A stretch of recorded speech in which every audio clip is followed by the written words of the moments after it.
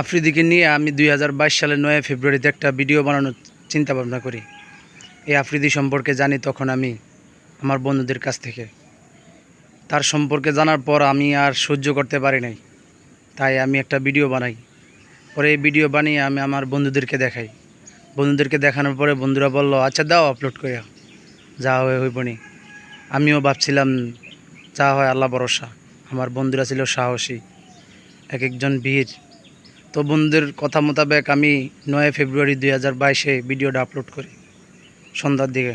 কারণ আপনারা অনেকেই জানেন যে সন্ধ্যার সময় ভিডিও আপলোড করলে কিছুটা ভাইরাল হওয়ার সম্ভাবনা থাকে বা মানুষ দেখে বেশি।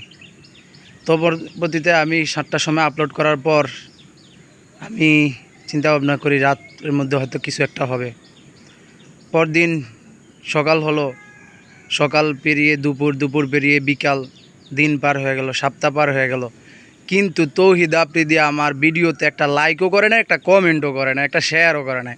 আমি ভাবছিলাম যদি সে একটা লাইক কমেন্ট করে তাহলে আমার ভিডিওটা মনে হয় ভাইরাল হয়ে আমি অনলাইন থেকে লাখ লাখ টাকা কামাবো থটস অফ বিল্লালের মতো। কিন্তু কই, দিন শেষে আমার সেই 2022 সালে যাত্রা শেষ। 2021-এ যাত্রা শুরু, 9 ফেব্রুয়ারি 2022 সালে আমার যাত্রা শেষ।